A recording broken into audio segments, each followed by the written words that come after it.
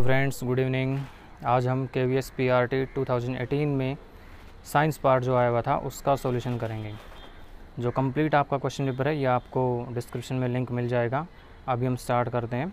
ये question number 91 से लेके 110 तक आपको साइंस पार्ट गिवन है। इसमें 91 जो क्वेश्चन है, at time t0 scooter has a velocity of 21 meter per second. It slows down with an acceleration of 50 centimeter per second square. At the end of 4 seconds the scooter has traveled. ये आपके चार option हैं। तो इसमें given है कि जब हमने ऑब्जर्वेशन स्टार्ट किया स्कूटर के ऊपर, मीन्स स्टार्टिंग में टाइम t0 मीन्स हमारी ऑब्जर्वेशन के टाइम की बात कर रहा है, तो उस टाइम पे उसकी स्पीड थी 21 मीटर पर सेकंड। स्पीड और वेलोसिटी डिफरेंट होती हैं, लेकिन आर्ट बैकग्राउंड वाले बच्चे हो सकते हैं, इसलिए मैं इसमें स्पीड बोल रहा हूँ ताकि आपको वेलोसिटी एक नया वर्ड कुछ प्रॉब्लम ना हो इसमें।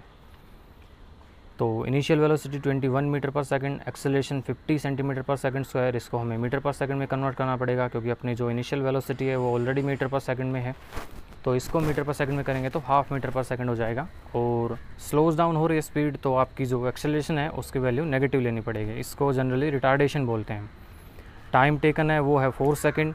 अब एक फार्मूला होता है S = UT + half AT square. वैसे फार्मूले दो और भी होते हैं, लेकिन उनमें आपको S की वैल्यू जो है नहीं मिलेगी, इसलिए आप यही फार्मूला लगाएंगे जिसमें सफिशिएंट डेटा गिवन है, उसके बेसिस पे फार्मूला हम यूज़ करेंगे।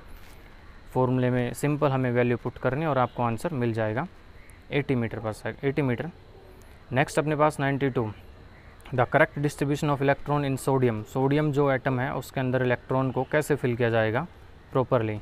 आप इन चार ऑप्शन में देखेंगे तो सबके अंदर टोटल जो है वो 11 ही हो रहा है, क्योंकि इतना तो हर किसी को पता ही है कि सोडियम का एटॉमिक नंबर 11 है। अगर नहीं पता तो आपको टेबल याद करनी पड़ेगी।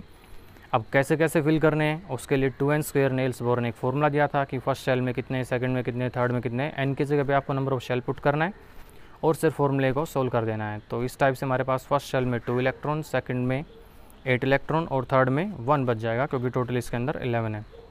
ये क्वेश्चन 9th क्लास की केमिस्ट्री से चैप्टर नंबर 4 से है, स्ट्रक्चर ऑफ एटम्स है।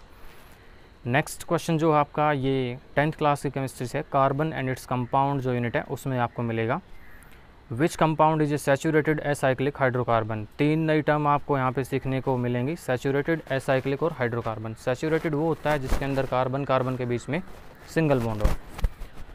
एसाइक्लिक का मतलब होता है जिसमें कार्बन कार्बन जो स्ट्रक्चर बने उसमें कोई साइकिल फॉर्मेशन ना हो। Hydrocarbon very clear, hydrogen plus carbon से मिलकर जो बनने वाला है वो एक कंपाउंड। तो ब्यूटेन, बेंजीन, साइक्लोहेक्सेन, इथीन, जिसके लास्ट में EN है, ये कि बेसिक सी पहचान बता रहा हूँ आपको। वैसे तो इसके रूल रेगुलेशन अच्छे से पूरा फैमिली का डेरिवेशन करना पड़ेगा आपको, अल्केन अल्केन अल्काइन का। अभी के लिए आप इतना याद रखें कि जिसके लास्ट में EN है, समझो उनके बीच में कार्बन कार्बन के बीच में डबल बॉन्ड है। AN जो है वो सिंगल बॉन्ड है, YN जो है वो ट्रिपल बॉन्ड के कार्बन कार्बन है, समझो वहाँ पे।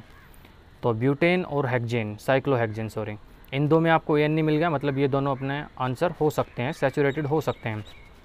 लेकिन सिर्फ सैचुरेटेड नहीं चाहिए हमें चाहिए एसाइक्लिक भी। ये चारों ऑप्शन हाइड्रोकार्बन है, नो डाउट। अब इन चारों का अगर हम स्ट्रक्चर बना लेंगे तो हमें कुछ ज़्यादा सोचने की ज़रूरत नहीं है, बहुत आसानी से हमें पता लग जाएगा।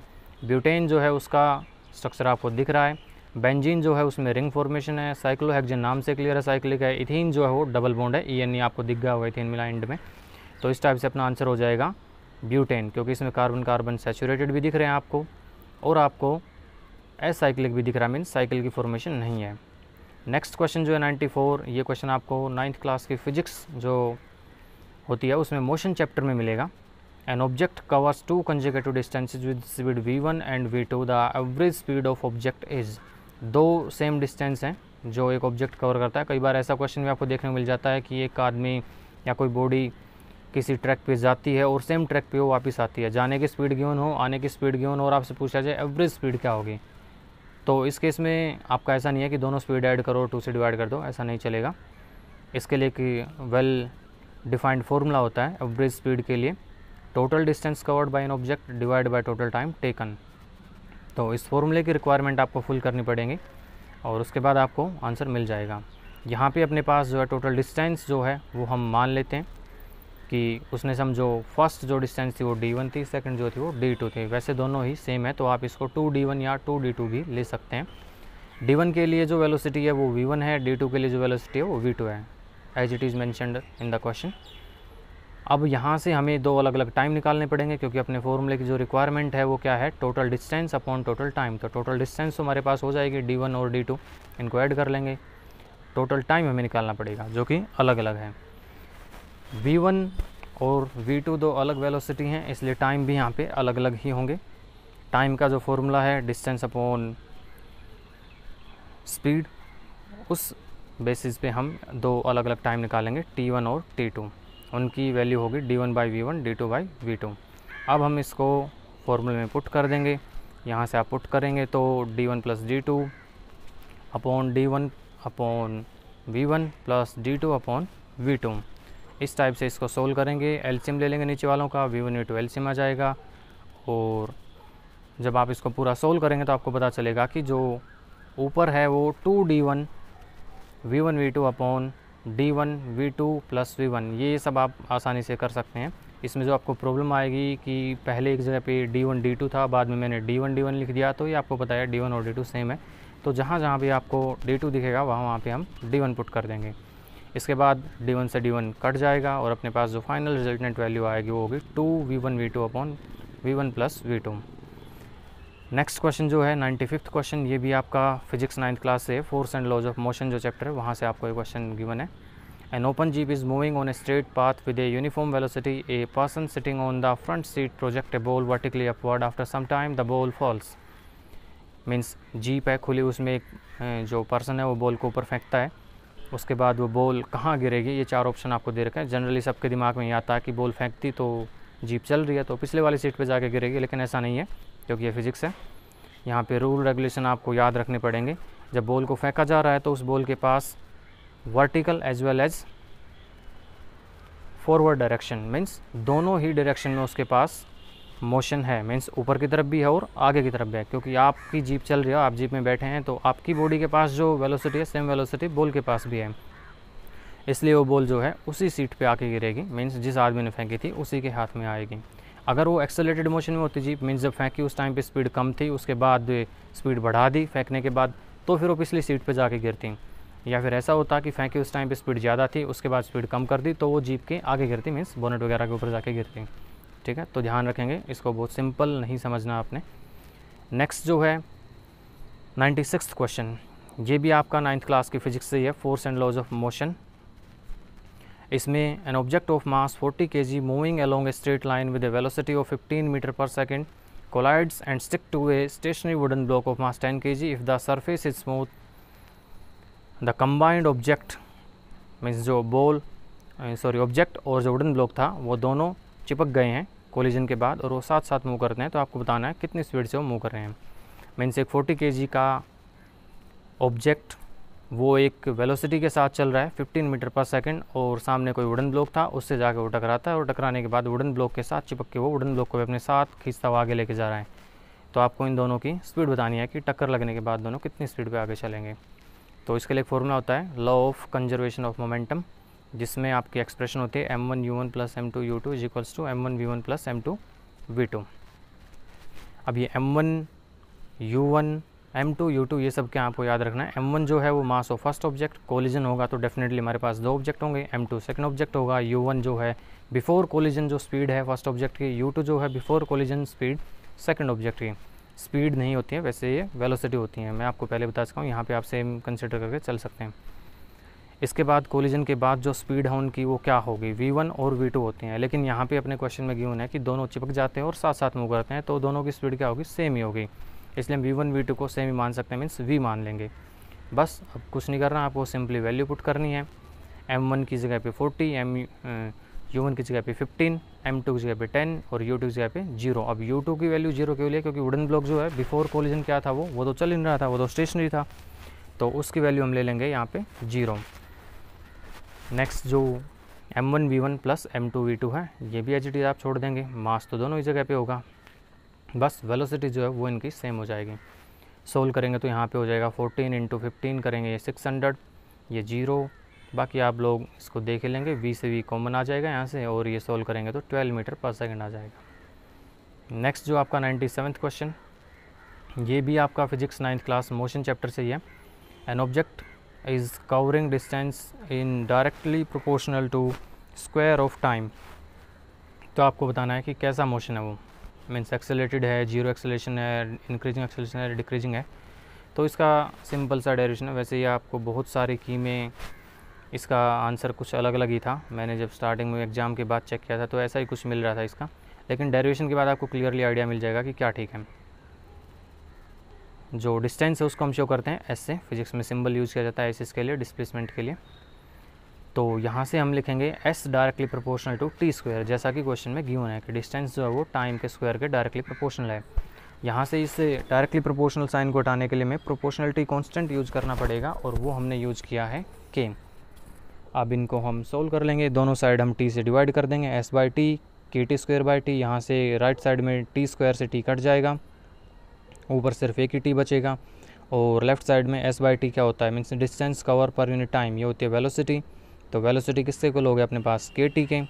अब इस टी को फिर से हम लेफ्ट में सेंड कर देंगे तो वी बाई टी हो जाएगी, इधर सिर्फ के बचेगा। वी बाई टी क्या होता है, means change in velocity per unit time, that is acceleration. तो कांस्टेंट क्या है हमारे पास, एक्सेलरेशन। ठीक है, तो सिंपल है। इस क्वेश्चन में हमें जो ऑप्शन दिए गए थे, ऑप्शन नंबर 2 जो है acceleration of object is constant, ये अपना आंसर हो जाएगा। नेक्स्ट 98 क्वेश्चन, ये आपका 7th क्लास की साइंस में आपको मिल जाएगा, कोई वाटर नाम से चैप्टर आता है, वहाँ पे आपको ये क्लियरली मिल जाएगा। The resources of water on the earth are, इसका ऑप्शन 4 है, सिंपल है, ज़्यादा टाइम वेस्ट करने की ज़रूरत नहीं है। नेक्स्ट जो है 99 question, which is not a rabi crop, ये आपको 8th क्लास की जो साइंस है उसमें फर्स्ट चैप्टर में ही मिल जाएगा।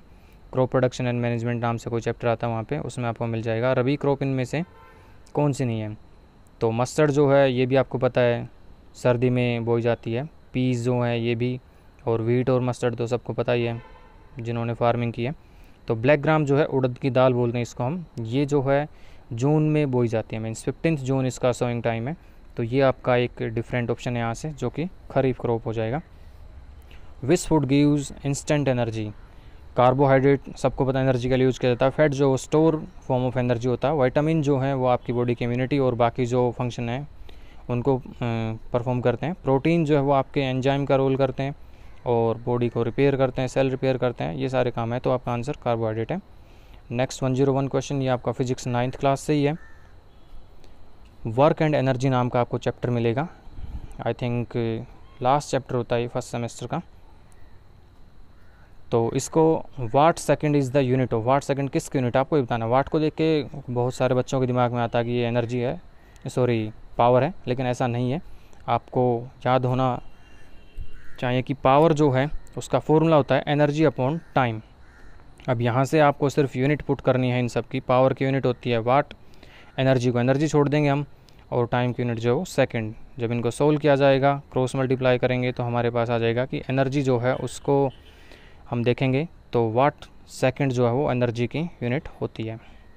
तो आपका ऑप्शन ए जो है वो ठीक हो जाएगा, फर्स्ट ऑप्शन।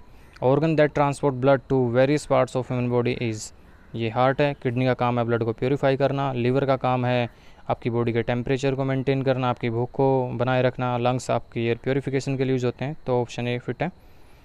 नेक्स्ट है आपका an object of mass 10 kg is moving with a velocity of 5 meter per second. If the velocity of object is triple, the change in kinetic energy of object is, ये question आपका work and energy जो पहले आया था थोड़ी देर पहले उसी chapter से है। काइनेटिक एनर्जी का फॉर्मूला आपको पता होना चाहिए, और उसके बाद आपको दो अलग अलग वैल्यू पुट करनी है, एक बार 5 मीटर पर सेकंड, एक बार आपको 3 गुना करके मीन 15 मीटर पर सेकंड, दोनों वैल्यू निकालनी है, उनका चेंज निकालना। याद रखिए ये लाइन आपको बड़े अच्छे से पढ़नी है। The change in kinetic energy of object is, अगर वो आपसे पूछता what will be the new kinetic energy तो कुछ और ही सिनेरियो होता क्वेश्चन का, लेकिन इसने पूछा चेंज। तो चेंज के लिए आपको फाइनल और इनिशियल दोनों काइनेटिक एनर्जी निकाल के उसका चेंज निकाल के फिर परसेंटेज निकालनी है।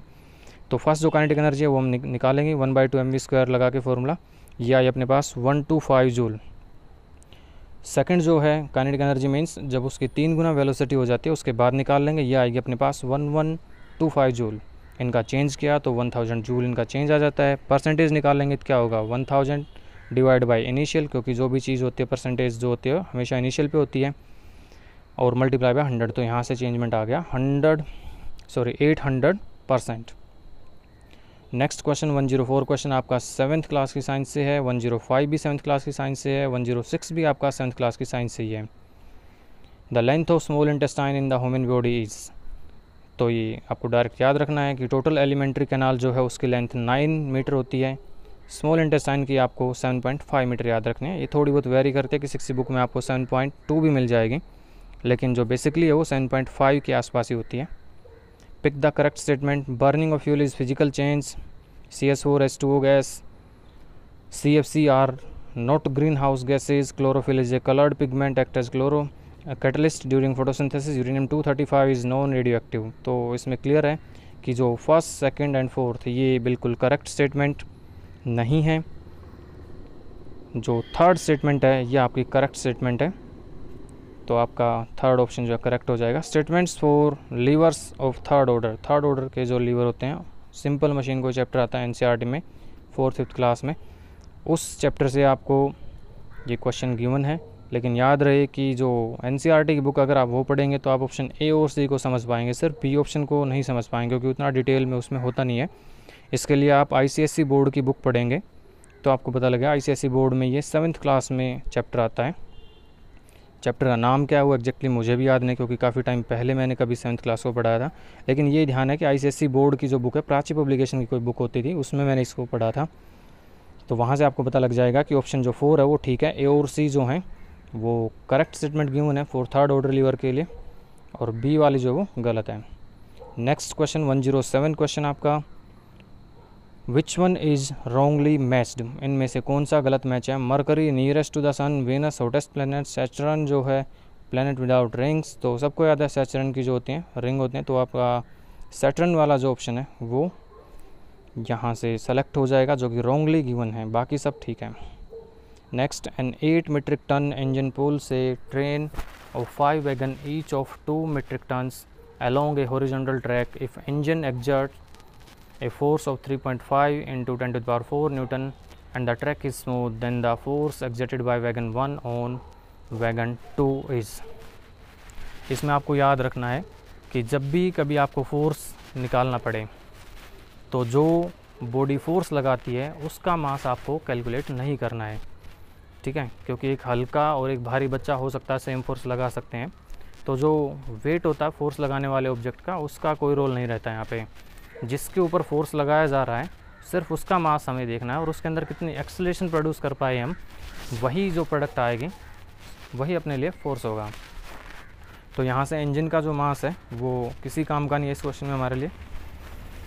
अब इसको सोल्व करेंगे हम। तो पहले जो इंजन ने फोर्स लगाया है 5 वैगन के ऊपर, तो इस टाइम पे हमें 5 वैगन का मास लेना पड़ेगा, और यहाँ से फोर्स गिवन है तो हम एक्सेलरेशन निकाल लेंगे। यहाँ से जो एक्सेलरेशन आएगी वही एक्सेलरेशन 5 वैगन की है, इंजन की है, सबकी सेम है। तो इस क्वेश्चन को हम 2 टाइप से कर सकते हैं। एक तो हम डायरेक्टली कॉमन सेंस का यूज़ कर सकते हैं कि जब 5 वैगन के ऊपर फोर्स लगाया तो इतना है, 4 के ऊपर लगाएंगे तो कितना होगा, ठीक है, वहाँ से आ सकता है। और दूसरा आप इसको न्यूमेरिकली सोल्व कर सकते हैं। तो न्यूमेरिकली हम इसको सोल्व करते हैं। फोर्स जो है इंजन ने जो लगाया है वो हमारे पास 3.5 into 10 to the power 4 newton, और उस टाइम पे मास कितना था, मीन्स इंजन का मास, इंजन फोर्स लगा रहा है तो इंजन को हमने छोड़ देना है, इंजन के बाद में जो चीज़ें हैं उन सब का मास लेना है। तो 5 वैगन थे, हर किसी का 2 मीट्रिक था, और ये किलोग्राम में लेना है, तो ये वैल्यू हो जाएगी 2 into 5 into 10 to the power 3 kg। Acceleration यहाँ से हम निकाल लेंगे, ये वैल्यू हमारे पास आ जाती है एक्सेलरेशन की यहाँ से निकल के 3.5 मीटर पर सेकंड स्क्वायर। अब यही एक्सेलरेशन सब की है इंजन की, वैगन्स के। अब उसने हमसे पूछा है कि force exerted by wagon 1 on wagon 2। तो आप यहाँ पे ये नहीं सोचेंगे कि ऑन वैगन 2 बोल रहा है तो सिर्फ 2 का ही मास लेना है, क्योंकि जब कोई वैगन 2 को पकड़ के खींचेगा तो उसके साथ साथ कौन जुड़ा हुआ है, wagon 3rd, wagon 4th and wagon 5। तो इसलिए हमें 2nd, 3rd, 4th, 5th इन 4 वैगन का मास यहाँ पे लेना पड़ेगा। वैगन फर्स्ट का मास छोड़ देंगे, क्यों, क्योंकि जैसा कि मैंने आपको अभी बताया कि जो फोर्स लगाएगा उसका मास हमें नहीं काउंट करना है, ठीक है। तो यहाँ से अपने पास हो जाएगा mass of 4 wagon, mean 2nd, 3rd, 4th, 5th। और जो एक्सेलरेशन प्रोड्यूस हुई थी वो एक्सेलरेशन तो सबकी सेम ही है, जितनी स्पीड पे इंजन चल रहा है उतनी स्पीड पे wagon first, 2nd, 3rd, 4th, 5th चल रहे हैं, ऐसा तो है नहीं कि वो पीछे आ रहे हैं धीरे धीरे। तो यहाँ से हम इसको सोल्व कर लेंगे। फोर्स की वैल्यू आ जाएगी अपने पास 2.8 इंटू 10 टू द पावर 4। पहले जब इसको सोल्व करेंगे तो इनिशियल वैल्यू आपकी 28 इंटू 10 टू द पावर 3 आएगी। उसके बाद ऐसा जब हम चेक करेंगे तो ऑप्शन कोई मिलेगा नहीं, तो टेंशन लेने की ज़रूरत नहीं है, आप इसको चेंज कर लेंगे। डेसिमल को शिफ्ट कर लेंगे और पावर को बढ़ा देंगे। चलिए नेक्स्ट क्वेश्चन जो है 109, ये क्वेश्चन आपको 9th क्लास के फिजिक्स से मिलेगा, मोशन चैप्टर से मिलेगा, और 1010 जो है वो आपको केमिस्ट्री से मिलेगा, एटम्स एंड मॉलिक्यूल से। बेसिकली आपने देखा होगा ये जो है 20 क्वेश्चन का जो एक पोर्शन दे रखा है KVS ने आपसे PRT साइंस में, इसमें ज़्यादातर क्वेश्चन जो आपके 9th क्लास से पूछे गए हैं, फिजिक्स ऑफ 9th क्लास, और केमिस्ट्री भी ज़्यादातर 9th की है, और थोड़ा बहुत जो पोर्शन है 7th क्लास का दे रखा है, बायो वगैरह जनरली आपकी 9th क्लास की गिवन है इसमें। If the distance time graph of an object is a straight line but not parallel to the time axis then it may be. Distance time graph जो वो एक सीधी line है लेकिन वो पैरेलल टू टाइम एक्सिस नहीं। अगर वो parallel to time axis होती तो समझो बॉडी जो है वो रेस्ट में है। तो इसमें आप देखेंगे तो आपका ऑप्शन जो है 4 ये ठीक हो जाएगा। इसके लिए आप वैल्यू पुट करके चेक कर सकते हैं कि इनिशियली 0 टाइम के ऊपर हमने चेक किया तो 0 डिस्टेंस थी, उसके बाद 1 सेकंड में वो 5 जाता है, 2 सेकंड में वो 10 जाता है, 3 सेकंड में वो 15 जाता है। तो हर 1 सेकंड में वो इक्वल डिस्टेंस कवर करता है, मीन्स 5 मीटर की डिस्टेंस हर सेकंड पे कवर कर रहा है। मीन्स ऐसा नहीं है कि एक पहली सेकंड में 5 मीटर, अगली सेकंड में 6, ऐसा कुछ नहीं है। मीन्स सेम टाइम में सेम डिस्टेंस कवर करता है। तो ये आपका कांस्टेंट वेलोसिटी का ग्राफ होगा। ग्राफ के लिए अगर आपको ज़्यादा डिटेल में जानना है तो कुछ जो मैंने आपको बताया 2-4 वीडियो और हैं इसके ऊपर, एक साल पहले कभी बनाई थी KVS के लिए, तो आप वो देख लेना, आपको पता लग जाएगा। Next question, last question, which one is wrongly statement. Wrongly means wrong statement. Solid liquid cantt B compressed, gas can be compress. हालांकि देखा जाए तो ये भी थोड़ी सी गलत है, क्योंकि लिक्विड को कंप्रेस किया जा सकता है, लेकिन जो ज़्यादा गलत हमें वो चूज़ करनी है यहाँ से। Gas spread to occupy space for them, liquids evaporate to produce cooling effect, mass of half mole of N2 gas and half mole of nitrogen atom are 28 gram and 14 gram respectively। तो जो last जो है आपका ये answer ठीक है। इसको अगर आप अच्छे समझना चाहते हैं तो आपको मोल कॉन्सेप्ट सीखना पड़ेगा, जो कि 9th क्लास में 3rd यूनिट होती है, एटम्स एंड मॉलिक्यूल्स, वहाँ से आपको सीखना पड़ेगा। अभी के लिए आप इतना याद रखिए कि जो 1 मोल है उसकी वैल्यू होती है किसी भी सब्सटेंस का एटॉमिक मास जितना होता है। अगर उतने ही ग्राम वो चीज़ आपको गिवन है तो समझो आप ऐसा बोल सकते हैं कि आपके पास वो चीज़ 1 मोल है। जैसे हम बात करें कि कार्बन का एटॉमिक मास होता है 12 यूनिट। अगर आपके पास कार्बन 12 ग्राम कोई दे दे तो आप ऐसा बोल सकते हैं कि मेरे पास 1 मोल कार्बन है। H2O जो है उसका मोलर मास जो होता है वो 18 है। अगर आपके पास 18 ग्राम पानी है तो आप ऐसा बोल सकते हैं कि आपके पास 1 मोल वाटर है। मोल बेसिकली क्या है कि केमिकल्स की जैसे किलोग्राम होता है, ऐसे ही केमिकल को मेजर करने के लिए कि जो साइंटिस्ट ने यूनिट बना रखी है वो मोल है।